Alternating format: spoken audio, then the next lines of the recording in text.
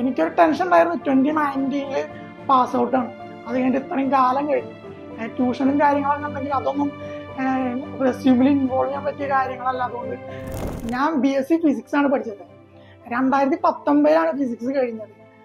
അത് കഴിഞ്ഞിട്ട് tuition, trading അങ്ങനെയൊക്കെ ആയിട്ട് പോയി. കുറേ ടൈം പോയി. ഫിസിക്സ് ആണ് എടുത്തെങ്കിൽ എനിക്ക് കമ്പ്യൂട്ടർ നല്ല താല്പര്യം ഉണ്ടായിരുന്നു. ഞാൻ കാലിക്കറ്റിൽ അഡ്മിഷൻ എടുത്തു 2024 മാർച്ചിൽ. അവിടെ ലൂമിനാറിലൊക്കെ നല്ല സപ്പോർട്ടായിരുന്നു, സാർമാരൊക്കെ നല്ല സപ്പോർട്ടായിരുന്നു. ജസ്റ്റ് വീട്ടിലിരുന്ന് ഒറ്റയ്ക്ക് ഓരോ പ്രൊജക്റ്റ് ചെയ്യുന്നതിനേക്കാളും വളരെ ബെറ്റർ ആയിരിക്കും ഒരു ഇന്റേൺഷിപ്പ് ഒരു കമ്പനിയിൽ പോയിട്ട് ചെയ്യാന്നുള്ളത്. അങ്ങനെ ഒരു ഐഡിയ തോന്നി. അപ്പോൾ ഒക്ടോബറൊക്കെ ആയപ്പോൾ ഞാൻ ലൂമിനാർ ടെക്നോ ഹബിൽ ചേർന്നു. കമ്പനിക്ക് ചാൻസ് വന്നു. ആ കമ്പനി ഒരു മെഷീൻ ടെസ്റ്റ് വന്നു. ആ സാറിനെ കോൺടാക്ട് ചെയ്ത് മെഷീൻ ടെസ്റ്റ് വന്നു. അങ്ങനെ അറ്റൻഡ് ചെയ്തു. അങ്ങനെ അവിടെ സെലക്ട് ആയി. മിസ്സോ ടെക്നോളജി എന്നാണ് കമ്പനിയുടെ പേര്. അവിടെ ഡാറ്റ അനലിസ്റ്റ് ആയിട്ടാണ് ഞാൻ കയറിയിട്ടുള്ളത്.